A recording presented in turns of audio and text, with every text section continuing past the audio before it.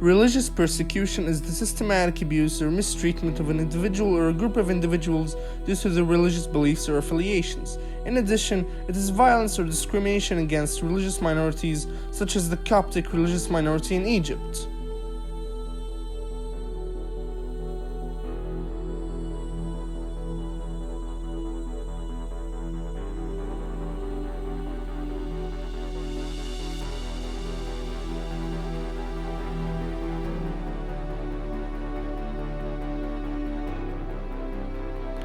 Moreover, Egyptian Copts have been the target of excessive persecution as they constitute the religious minority in a country in which Sunni Islam is the predominant faith.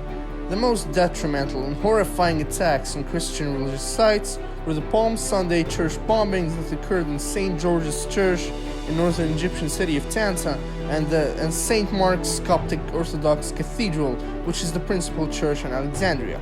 These attacks transpired in April 2017, and they led to the demise of 45 Christian worshippers and the injury of 126 others. CBN News' Gary Lane documented the extent of the destruction.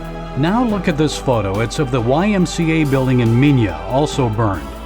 And how about this one, a Franciscan school in Suez? Or this nunnery, St. Joseph's in Minya. Now for some of the churches. Here's some cell phone video of Morsi supporters storming St. George's Church in Sohag. You get the idea. Monumental, unprecedented attacks on Egyptian churches and their Christian institutions. My name is Duncan Fife. I'm an instructor in the Department of Rhetoric and Composition. Northern Sinai became one place in which that kind of ideology could take hold again. A sectarian ideology of some sort could get a grip again. But then, of course, also very soon after that, you get the rise of Daesh.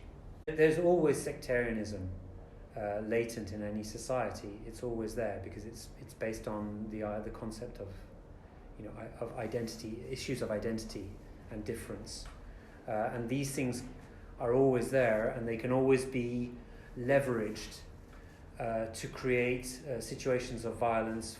Classify the attacks on the rise of the number of attacks on churches since 2011 as a completely different phenomenon, added to the phenomenon of a bit of segregation between Copts and Muslims, especially in Upper Egypt, where you have a majority of Copts living.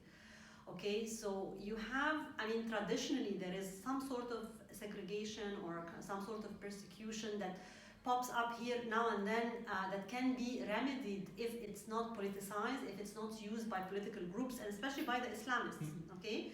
But starting from 2011, I completely see it in the light of terrorism, using the Copts, using the Sufis, using the policemen, the army to defy the government of President Sisi. So I think I do completely see it in a new light, trying to explain the usage of Copts in terrorism. This is completely terrorism. Before Sisi, we never lived an experience where you have on one day 2 attacks on 2 churches, one in Tanta and one in Alexandria. This didn't happen as such, and it was claimed. The state has the capacity to protect the Coptic minority and to impede attacks on churches. But it's not about whether the state is able to protect, it's rather about whether the state is willing to protect the Coptic minority that is being persecuted.